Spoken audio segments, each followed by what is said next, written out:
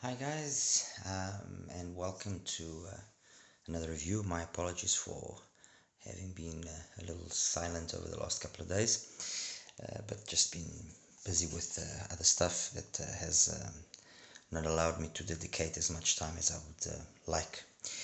Anyway, um, this is my review of the KZ EDA, and I want to start by saying that um, let's not forget that this is a set priced at roughly $35. So when I will say certain things about the soundstage or about its technical capabilities, or when I talk about this set, which is actually made up of three individual sets, we must never forget that very important detail, which is this is a budget set, and it's good within its budget and maybe a little bit higher up priced. So we mustn't think that, or I would like you guys not to think that when I say that the soundstage is wide and good and so on and so forth, that in any way I am comparing it to way more expensive IEMs, or that it's comparable to way more expensive IEMs. Anyway, let's get straight into it and talk about the EDA. We all know that KZ hasn't exactly had the best time in the last couple of months. A lot of controversy over certain sets, but it seems that they are wanting to fix things and do things properly.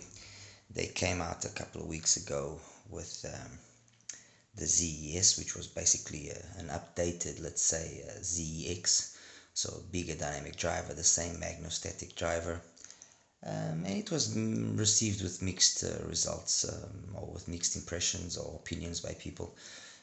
Overall, I still think the ZEX is probably slightly better, but it is what it is. I mean, that's it. Now they've come out with the EDA, which by the name you can see that it's part of the ED series. So ED, the normal EDX, then the EDX Pro, and EDA. It's supposedly using the latest version of their 10mm dynamic driver, which might or might not have something to do with the dynamic driver found in the CCA CRA, which I have over here. Okay, so there might be some possibility that the driver is the same as the CCA CRA, as you see here. What I do know is that it shares some of the CRA characteristics, namely it's a fast driver in any one of the three versions, although obviously because they've been tuned in a different way, you will perceive that the quickness of the driver better in some versions as opposed to others. This is actually quite an interesting take from KZ. I don't think anyone has ever done this. You've seen plenty sets with tunability in terms of nozzles that can be adjusted or vents that can be adjusted. LZ has got a number of sets which allow for that retuning or readjustment of the sound signature, and some more successful, some less successful. But I think KZ just went a different route here, and they basically took the same shell, the same driver. So I mean, it's a basic plastic shell. I mean, let's be truthful here. This, costing $35. This is basically you buying three KZ EDXs. Okay, actually you could get the EDX cheaper. At one point I saw the EDX for $6. So you're basically buying three KZ EDXs, let's put it that way, or EDX Pros with different tunings. One, which is this gold version, is more tuned towards the bass. Okay, Then you have this green shelled one, which let me just focus this, guys. Then you have this green shelled one, which has got the name of high resolution, and I'll get into that in a second. And then you got this one, which is what they call the balanced version. Okay, so the silver shell transparent is the balanced, the green is the high resolution, and the black gold one is the base version. Just so that you guys know, the cables that I'm using here are from TA Cables, which is a subsidiary of Hakuge. They've got some really nice cables. I actually bought a whole bunch of them. I bought these modular ones in 2-pin, and I've got also the MMCX one here, as you can see. I mean, really nice. I mean, look, Hakuge is known for having good cables, and these more, let's say, budget-oriented cables, they haven't skimped a thing. They come with the 3 plugs, as you can see, very much along the lines of what TRN also offers, and Kinera also offers. Very nice. I mean, really very nice. 4-core on these two. And then they've also got these fixed version ones, which is the one that I've used here. Again, a simple cable. This is actually the same cable that that Hakuge uses on their Mist earphone. So you know, cheapish kind of plug, but look, it's a decent cable for a stock cable, you know, coming with an IEM. And really, if I'm gonna fault it, it's just with the plugs, because the rest is more than high quality. And then they've got this one, which is basically the same plug that came as well in some C audio, I believe, stuff, and some stuff as well from T-Force, which has now changed their name. Again, seems to be a graphene style cable.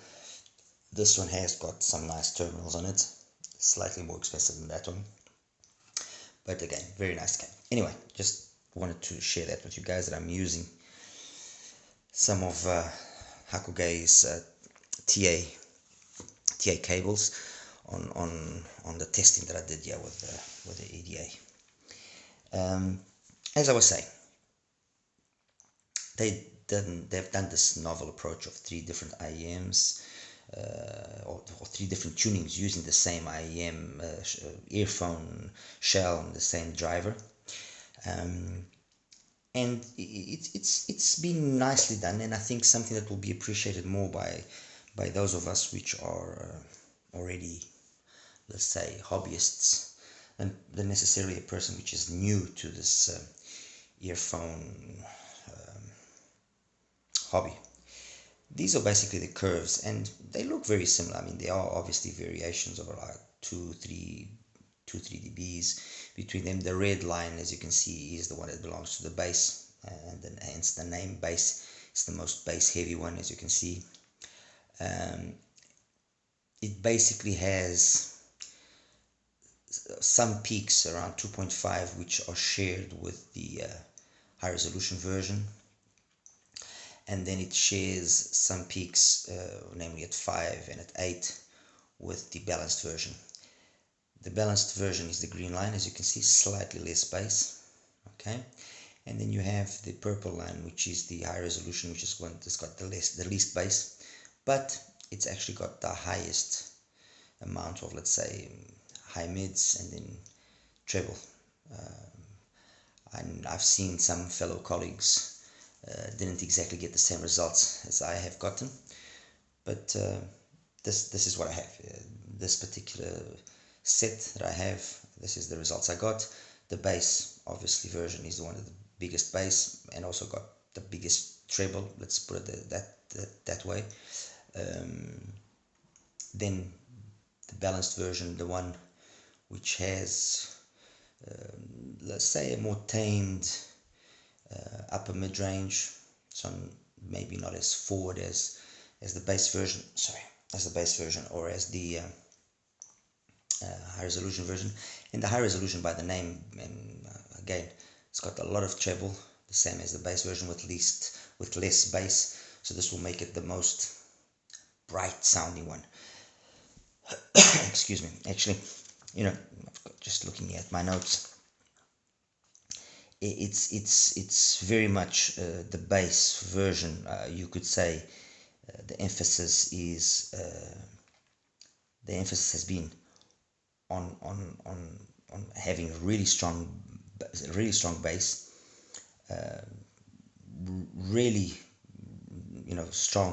treble, the same as basically the high resolution, but at the cost of being so bass heavy, being so much emphasized on the bass. The mids are not as clean. They can sometimes even be lean. It also, funny enough, is probably the most aggressive of the three, and it also has sometimes that sensation of boominess. Okay, oops, I hadn't seen the same focused. My apologies. When we talk about the balanced version, the emphasis here is to be harmonious across the range. So it's the sharpest, it's the most resolving. It's got very good vocals. Sharpness, cleanliness, and tightness of the bass are probably its biggest characteristics.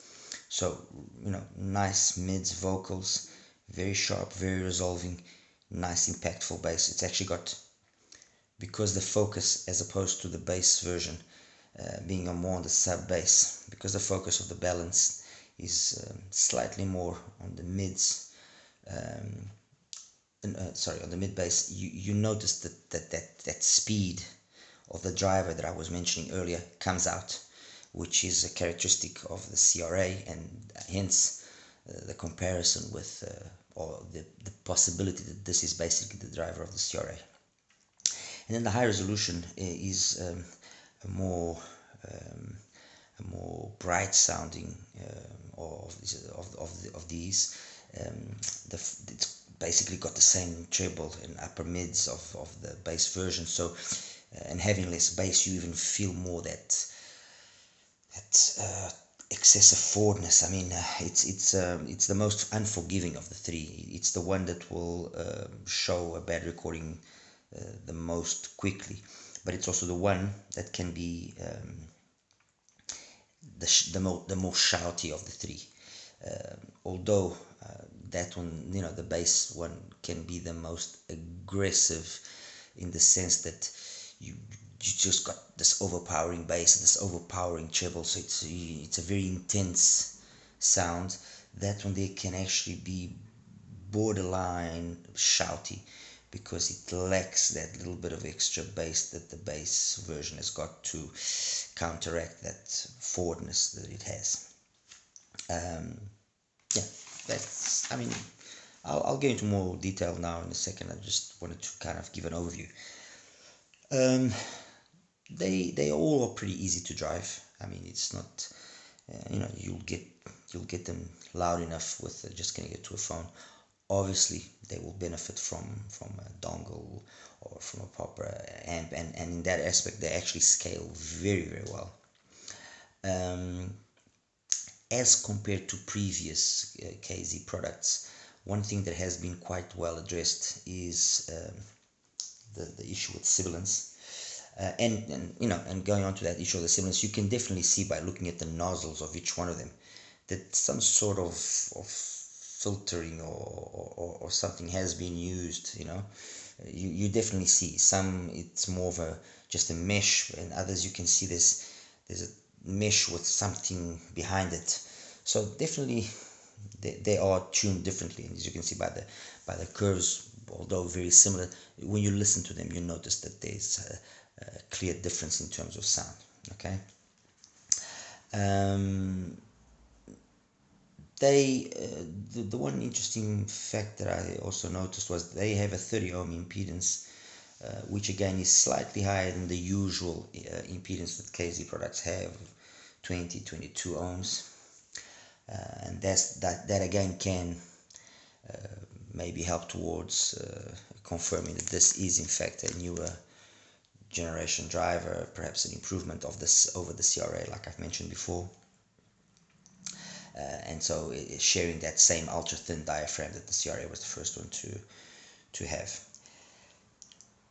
So, okay, basically in a nutshell, I've kind of said what I wanted to say. I'll get into a little bit more detail now, but you know, the takeaway things to remember here is that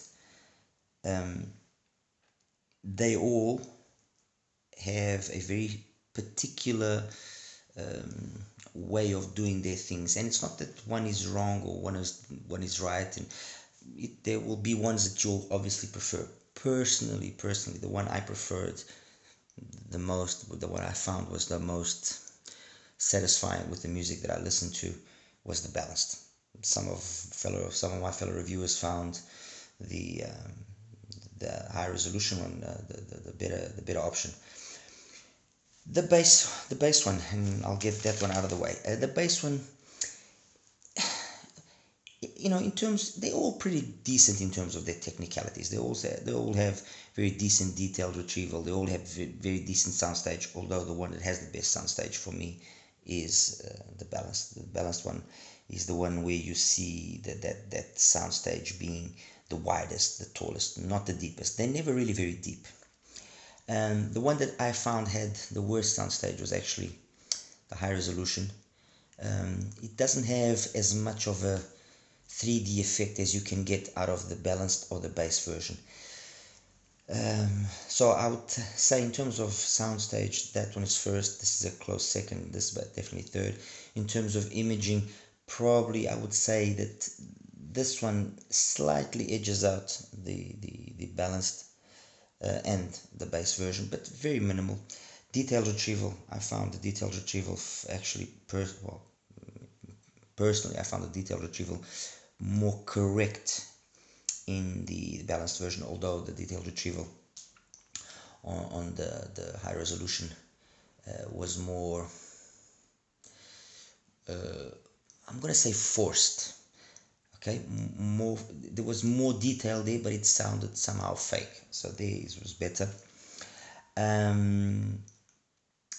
The one which has the best mids as well, the most coherent mids, so mids, vocals, the most tonally correct one, I found it as well to be the balanced version.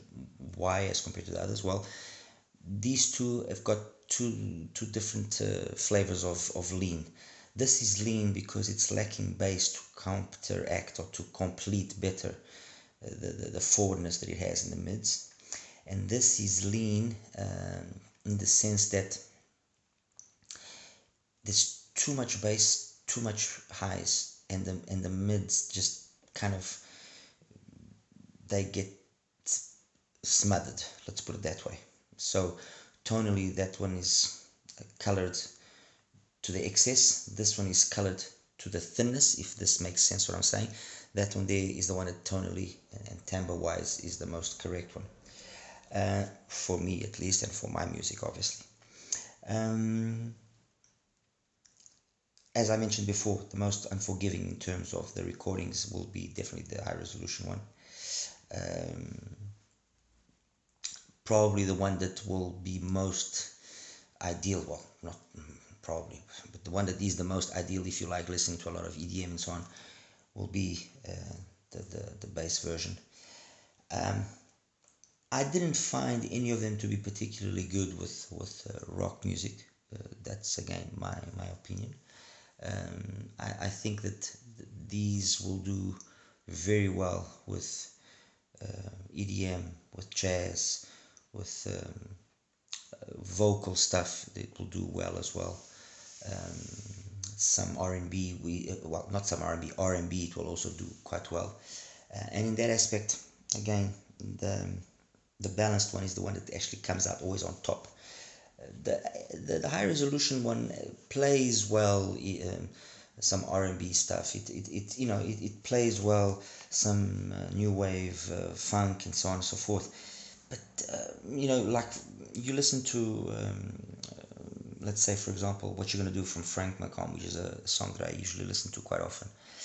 Um, in the Balanced, it sounds nice, it sounds engaging, it's got good impact, the bass, it's got that quickness and tightness that I mentioned before.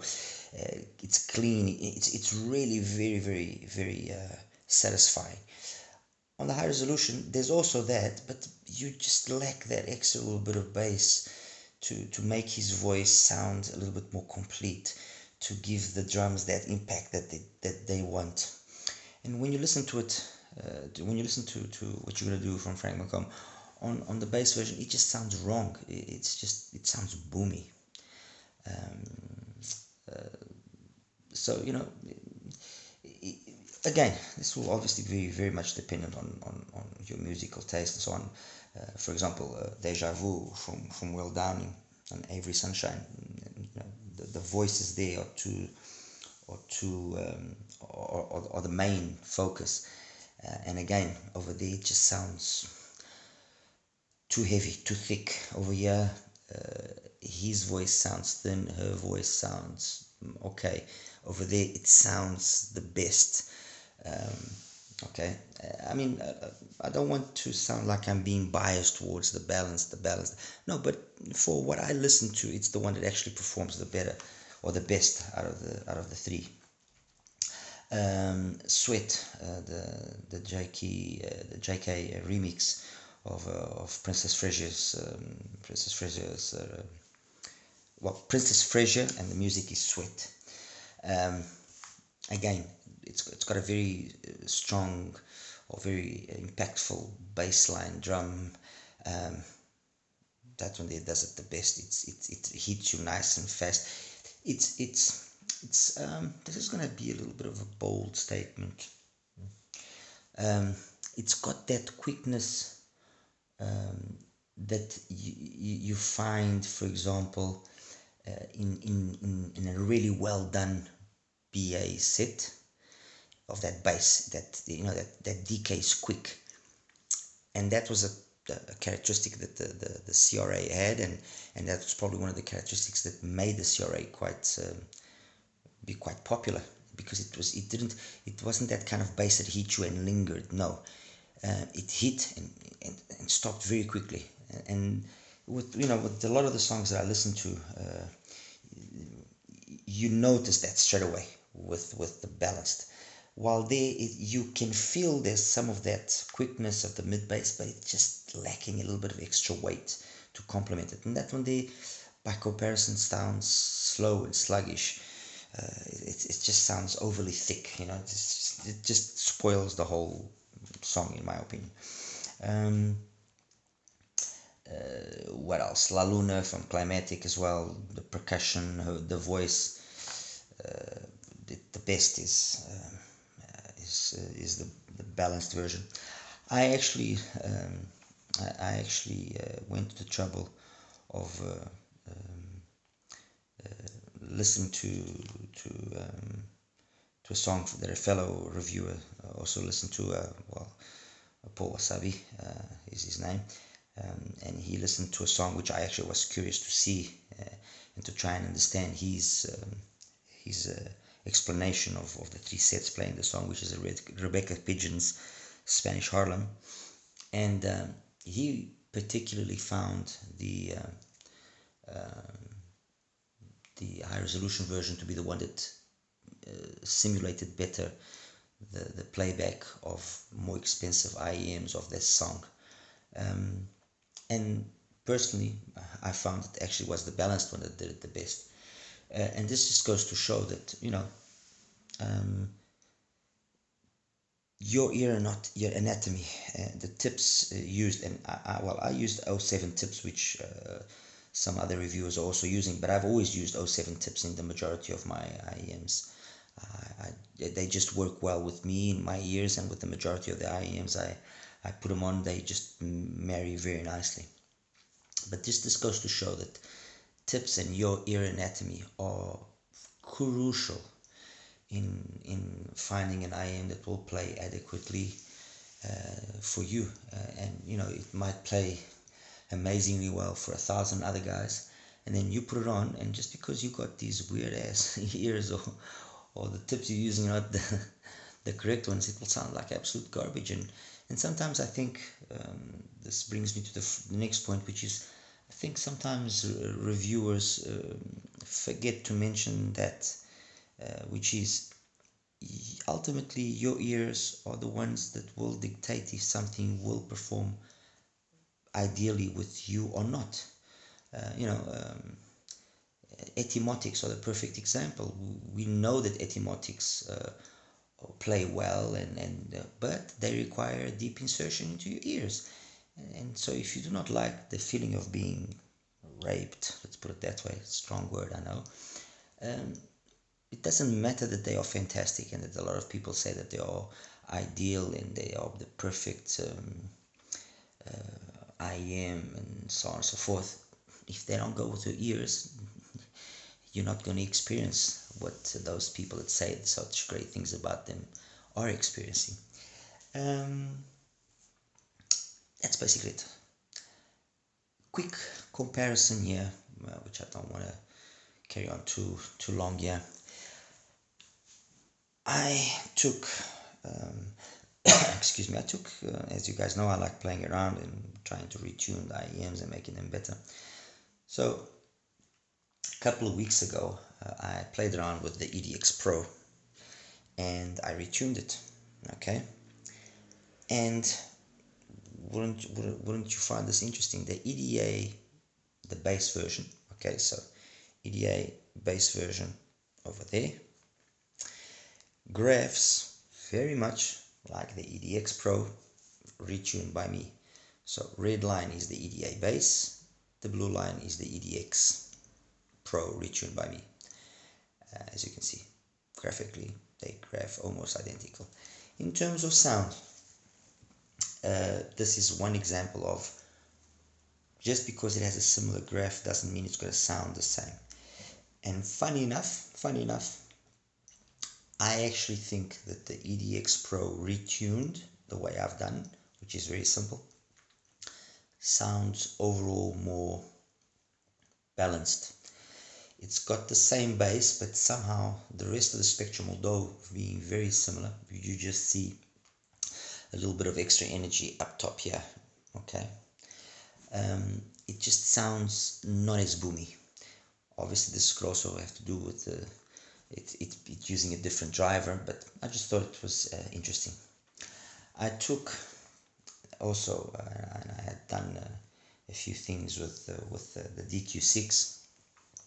So I got the DQ6 over there. This is the standard DQ6, not the S version, okay? Standard DQ6. And I played around with it a couple of weeks ago, and wouldn't you know, DQ6 in red, the EDA high resolution in purple.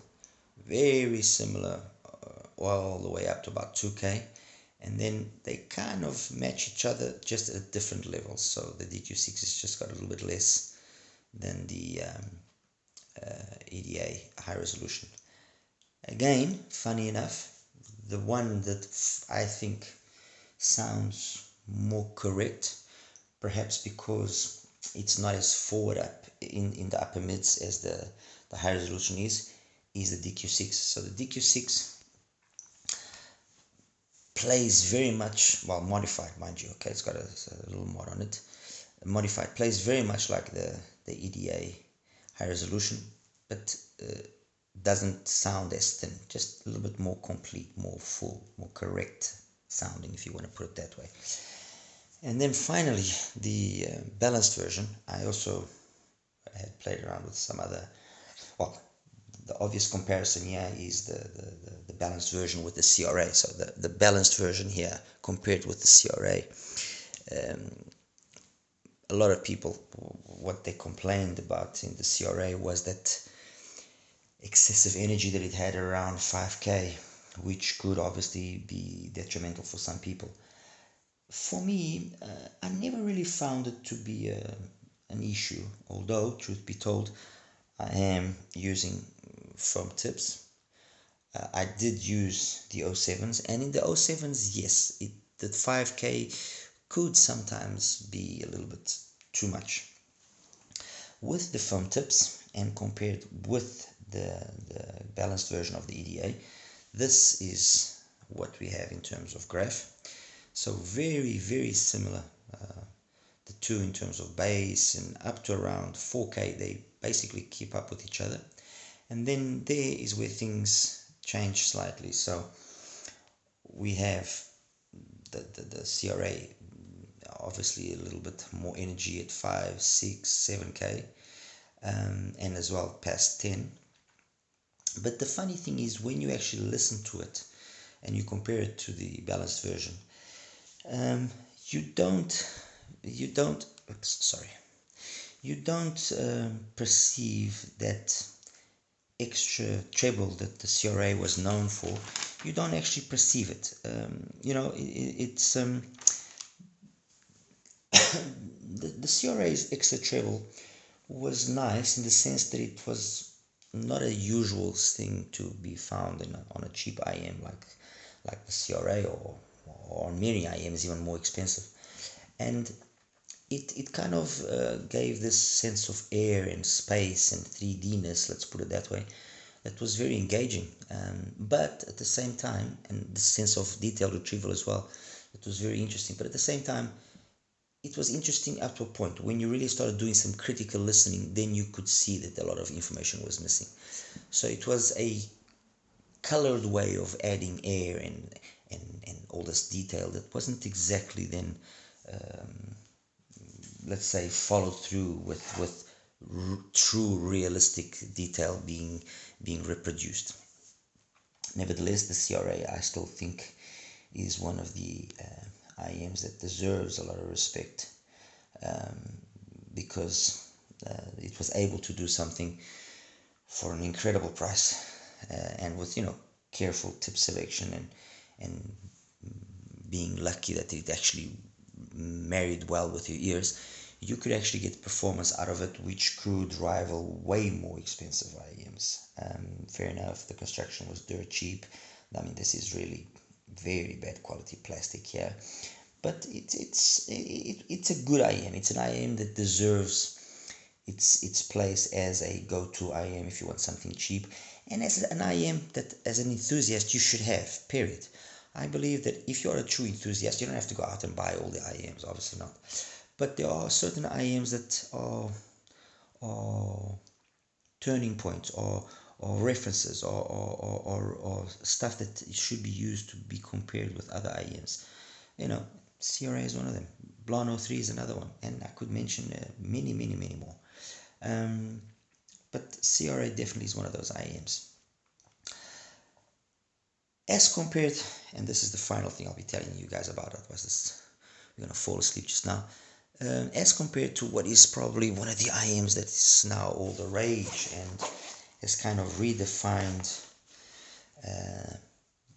the books, and I will do a more in-depth comparison, and I'm talking of course of the Moondrop Chu, or Shu. I can never really get the name right. As compared to this, well, let's put it this way. You're getting 3 IMs for $30 odd.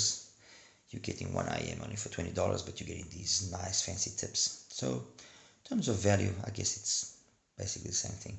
Those are all plastic shelled. This is a metal shell. But with this, in my opinion, really has outdone itself is in the tuning. And it's like I said when I did my review of the Shu. Moondrop plays it smart, not plays it safe, plays it smart. They have found a formula that works, and they repeat that formula, and they try to repeat that formula at a cheaper price. And so we basically know when we are going to listen to something new that they've launched, that it's not a question of is it, will it play well, will it play well? No, we know it will play well.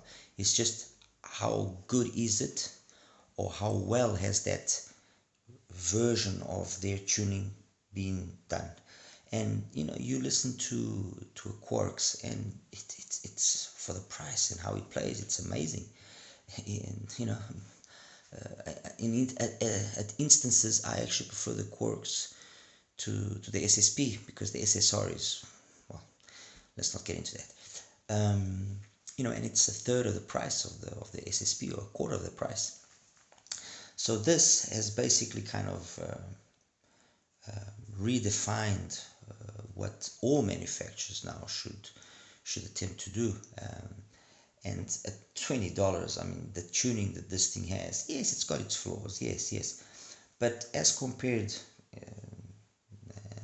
to the balanced version of the EDA, I think overall it's a more correct sounding IEM. Okay, overall it's more correct sounding. It might not have the ultimate impact that the bass or the mid bass on the balanced one has. It might not have the ultimate detail that has as well. But what it does have is very, very well executed mids and vocals, and that just, for me at least, that's a winner. That's really a winner. I mean, this doesn't really need to be hyped anymore, because it is really good. It really plays well. Period. At least in my ears, with the tips that I'm using, it is wonderful. Honestly, really wonderful. Anyway, guys, that's been my take on the KZ EDA. I want to congratulate them for doing something really good. They basically repeated the CRA, okay, in the balanced version, and making it a little bit more tame in the upper mid-range treble area, making it more, and ultimately